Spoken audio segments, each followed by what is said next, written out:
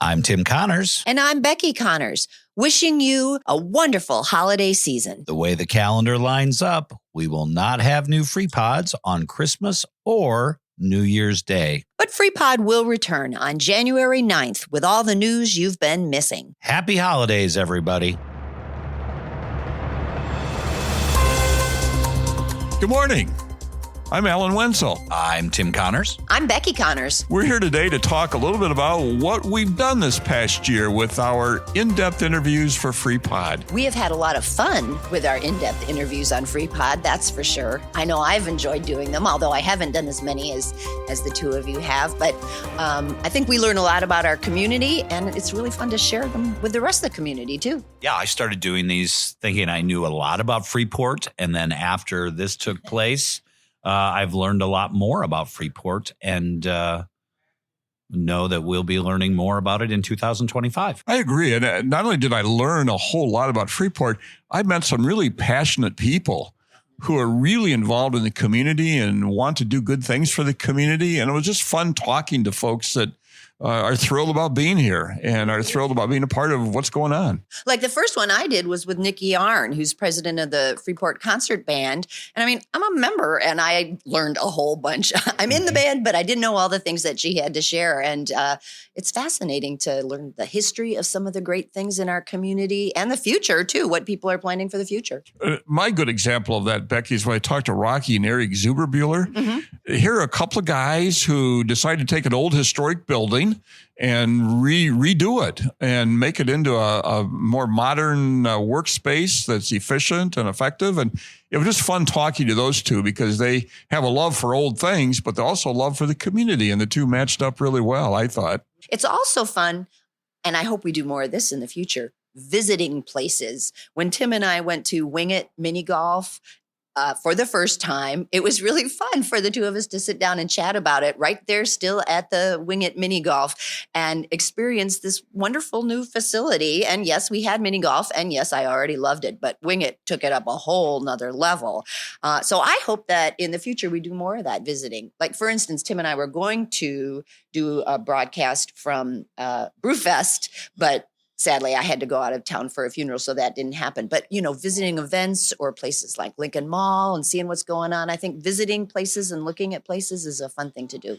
And I enjoyed, and I know it just happened and everybody can listen to it, but I really enjoyed the Christmas Memories podcast that Becky and I did together. And it brought a lot of memories back. But more importantly, we've received some really nice feedback from individuals who got to know about us a little bit. And I think that's also very, very important. One of the things that struck me about a couple of my interviews, I talked with Wayne Duckman earlier in the year, community development director, and Rob Boyer, the city manager. I was really impressed with the city's plans for the future.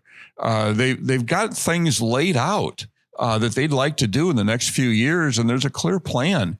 It's really comforting to hear. Well, making street improvements and infrastructure improvements. And Wayne Duckman, interesting guy. I learned a lot about abandoned buildings and the complexity of the issues that are involved anytime you try to remove a building from a property roll by demolishing it. A lot of legal implications and consequences. And the owners of buildings can delay the process legally. But I guess the thing I took away from that interview was for the city, they're in a kind of a tough spot because if they take a building down and demolish it, it's off the tax rolls and they don't get tax money for additional city services. So it's nice to get rid of blighted buildings, but you don't get anything for it, really. Well, and everybody thinks sometimes that I'm Mr. Funny Man, but I think some of the interviews that I started off with, Andrea Winter, executive director of Greater Freeport Partnership, finding out about the general plans just about Freeport. And again, this city is in great shape with those people. And then getting a call and doing an interview with William Brown, who did a gun violence awareness event in town. Right. And I remember that one. That was a good interview. That not only was a good interview, but also my mouth doesn't drop often. And when I found out about his story and him coming to Freeport and what this event was all about, it really made me realize that there are people that care. And then the Eats and Beats was a lot of fun with the guys that really explained it. And a lot of people said, I did not know Eats and Beats was like that. Well, thank you, FREEPOD. Thank you, TimBeck2. Thank you, Alan. And you mentioned abandoned buildings, and that immediately brought to mind when I interviewed Jennifer and Joe Konoski about the Tabernacle out at Oakdale, and I really admire people who see a problem and decide not to say, oh, somebody ought to fix this, but I'm going to help fix this right now. Sort of like Juliet Modero with, seeing the problems with bird communities in our community and doing all that was needed to make Freeport into a bird city, and all of the different inclusive programming that she has in classes for kids.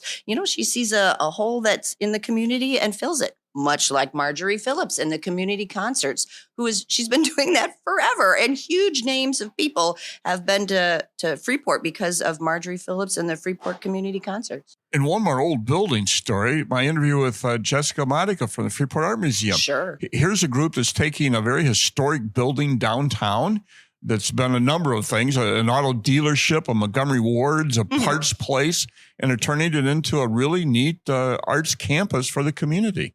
Well, and I think it's neat how we do these interviews.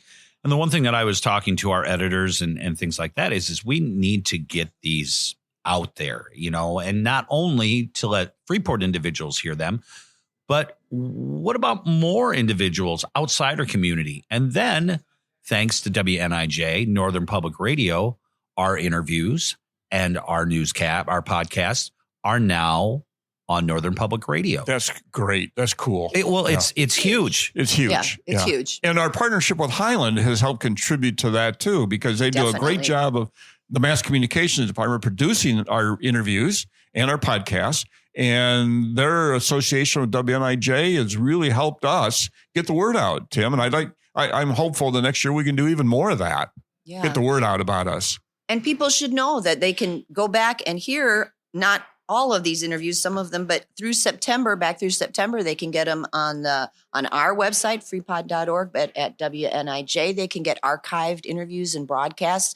And that's really important. Another very important part of our community that we've talked about in different ways is Freeport School District. So important. And when I interviewed Dr. Rocio del Castillo, I was just overwhelmed by her passion for her job of helping all non-English speakers in the community get this education that they need, working with the families and the students. It was impactful to me.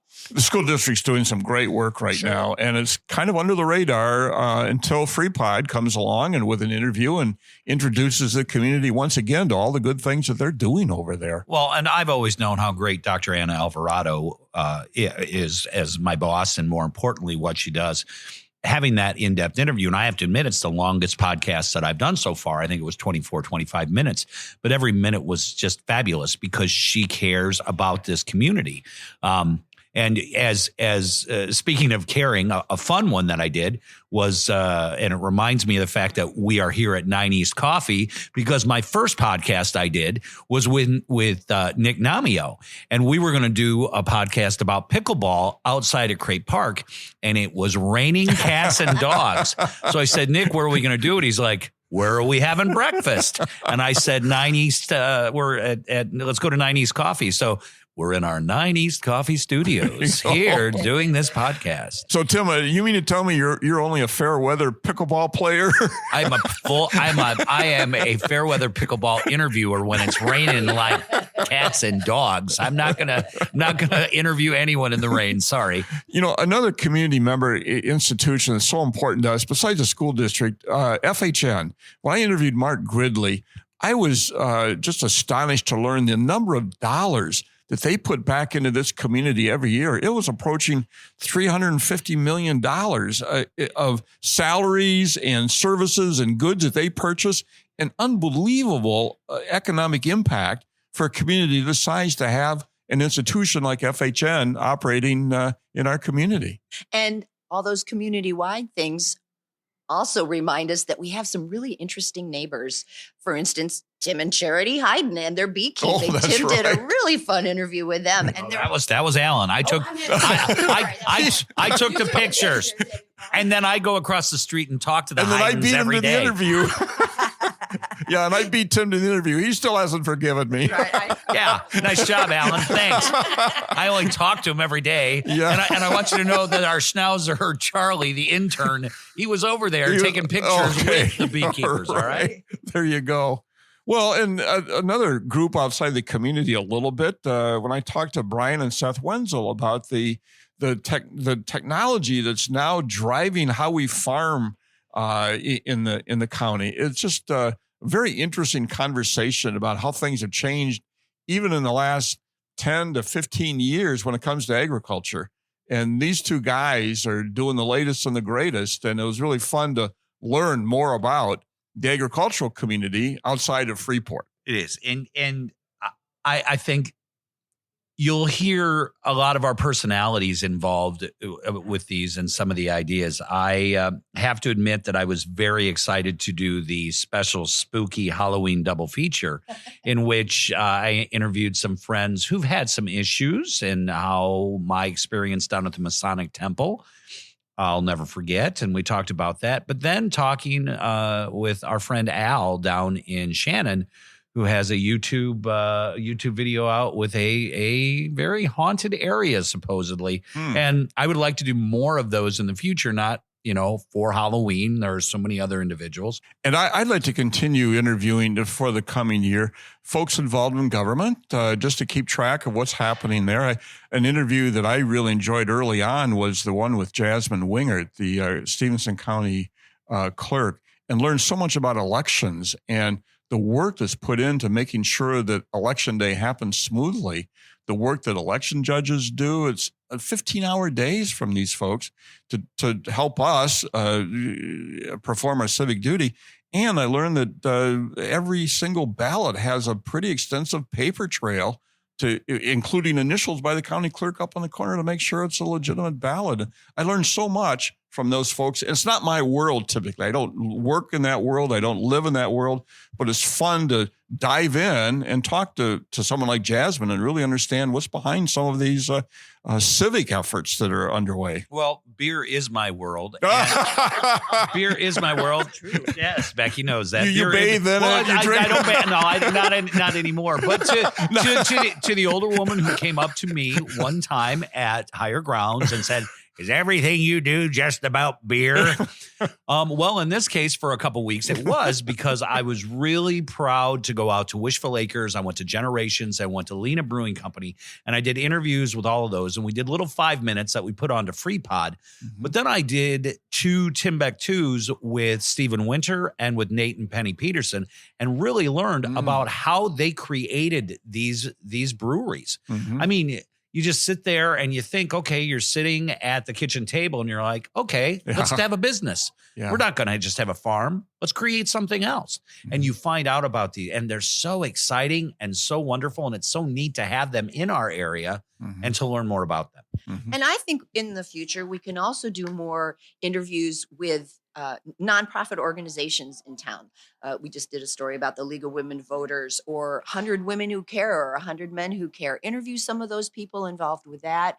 One Book, One Freeport's coming up in February and March at the Freeport Public Library. That kind of thing, I think, is very interesting for us to continue to interview. And something I'd like to do more of too, and I did a couple this last year. One with Ed Alderman on watching out for computer scams, and one with Jim Yeager on how to handle disinformation and what we could do to counteract that. I'd like to help our citizens be more aware of some of the ways in which they can be better protected against some of the things that are happening around us that might try to take advantage of us financially or in some other way. And so I'm always on the lookout for those kind of interviews too. I'm on the lookout for interesting people. Mm-hmm. And I think that the idea of, for example, going down and doing the Twice as Nice 25th anniversary with Carmela Jackson. She is a wonderful lady who has had a business. She is delightful. Mm-hmm. She is a blast. And I flinched when we interviewed because I asked her, what's the strangest thing that ever came into your business? And she said, we got a big bag of weed in one of our shoes. Now I flinched immediately because I'm like, oh, wait. All right, I'm not a teacher anymore. I can talk about this. But it's one of these things that it's just when you have people that are that comfortable talking about things and having fun with that, I think that can get interest and get more people to be a part of it. And so that's a great example, Tim. And the guy that I talked to, which I think fell in that same category, was Mark Menino. He's talking about the Northwest Illinois Air Show. Oh, talk about a guy excited and passionate about what he was doing and pulling all of the pieces together to make that happen. Just an interesting guy, and with an interest of his that he's brought to the community. And I don't know if you remember the air show and when it took place last summer, but it was jets going over and banking up over where we live, even out in the country. So it was a fun day, but an interesting person, Tim, in charge of a very interesting community event. Those are fun people to talk to. Well, and I think the thing when you hear individuals go, well, Freeport's just an old town and Freeport only has older people and da-da-da-da. I'll tell you this. I interviewed Rachel Gastel, who's over at the Historical Society. I've interviewed Ben Skipor, Nicole Haas. I mean, Naden Penny, Stephen Winter. I mean, you have younger individuals that are doing great things. Making a big difference. Making a big difference. I have an interview that's going to set up with Josh Elliott coming up. I want to interview the guys down at Morton Saints at Mort's. I mean, I think it's just one of these things that we have a nice core of younger people who care about this community like we all do. Let's learn about them and let's do things with them.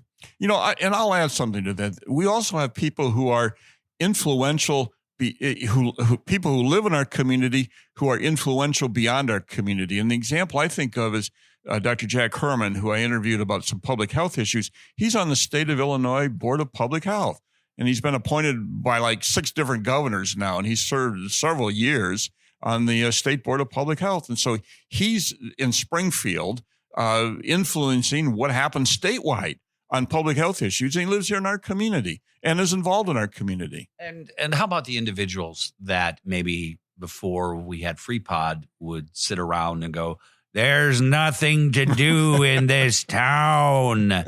Well, it sure seems to me that, let's see, we're over 17 minutes right now. We sure have discussed a lot of things going on that not only can be done in this town, but we have people that are trying to do more things in this town, and we want to bring those out. And that's kind of the purpose behind our interviews, isn't it, Tim and Becky, that to find those individuals and bring them to the attention of all of us so that we're better informed about what's happening. And that so everyone can participate. There are so many things, events, performances, whatever, that people after the fact say, oh, gee, I would have gone to that if I'd known about it. So listen to FreePod and you'll find out about them ahead of time. Right. And I think with Juliet Montereau, with what she's doing with the promotions that she puts on Facebook and the graphics, which are crazy good, and how it's almost like we have our own little publicist, which it's like, oh my gosh, would you like me to put this photo? And I'm like, sure, do whatever you want. That's great. But Juliet helps. And of course, not only with our interviews, the 3 of us doing our interviews, we also have our FreePod hosts too. We have our FreePod hosts. We have Paulette and Pat. Paulette Williams-Thomas. We have Pat Norman. We have Lynn Fever, and also Amy and Matt Mullen. And I know her as Amy Kostenbader as my cousin. Right. I had Amy as a student. But it's, so did I. But Amy Fisher. And so those are our FreePod people. And then you've mentioned Jim Yeager in the interview, but Jim and Arthur. Don't forget about our buddy Arthur. That's right. He does the recording for us. Arthur does recording, and Arthur helps us out a lot also. So, I mean, it's they edit out our errors. Whenever we make errors, they edit them out so you never find out about them. As a matter of fact, I've worried a few times when I've been on. I'm like, oh, they're going to keep that. And then I listen and I'm like, oh, thank you. Thank you for taking that out. Thank you so much. They do amazing work, and we're so grateful for their help. This wouldn't happen without those people involved. And let's also point out that we're really trying to do more than just things in Freeport. We talked about like the Lena Fall Festival and other events and in surrounding communities as well. And that's a part of our plan too, is to keep spreading out and doing more than just Freeport. Walk before you run, right? Definitely. We're trying to figure this out. And we've been a year into this. Now, we haven't been doing in-depth interviews that long, but FreePod has been operating since January of 1 of 2024. And so here we are a year later talking about where we've been, but also where we're going to be going. And that's fun. It is hard to believe that it's been on the air for almost a year now. Yeah, it's hard to believe Marilyn Smith's kept me on this long. It's hard to believe. You haven't been fired yet. Not yet. But my first interview was with Delbert Bunker of Beefaroo. I'll never forget. And now Beefaroo is coming around, and I just chatted with Delbert, and Delbert wants me to chat with the new general manager and let everybody know how great things are going forward with Beefaroo. And so I think you'll hear that in 2025. You're going to hear, I already have a number of individuals ready to go to that want to chat. And some will be like a chat, some will be informative, and some will be helpful to the community. And so to our listeners, stay tuned. We've got a lot ahead of us, and we're glad that you've listened today we did a little bit of a retrospective on 2024. And personally, I'd like to wish all of our listeners the very best holiday season and a great new year. Yes. Merry Christmas. Whatever holiday you celebrate, enjoy it. And let's hope we have a happy and safe December. Please listen to us. Please be a part of us. Please ask questions. And more importantly, have a great holiday season. As we've mentioned, our Thursday news podcast will return next Thursday, January 9th. In the meantime, we have another in-depth interview for you that will post next Tuesday, December 7th at noon. FreePod host Alan Wenzel will be visiting with Ed Finch about their 15th year of hosting Lindo Theater's Select Picks Classics film series.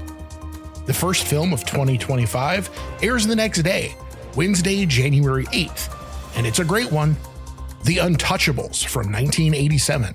Starring Kevin Costner and Sean Connery as Treasury agents during Prohibition, out to take down Al Capone, played by Robert De Niro. Showtimes at the Lindo are 1 and 7 p.m. at regular ticket prices. Happy New Year, and we'll be back on our usual schedule starting again next week.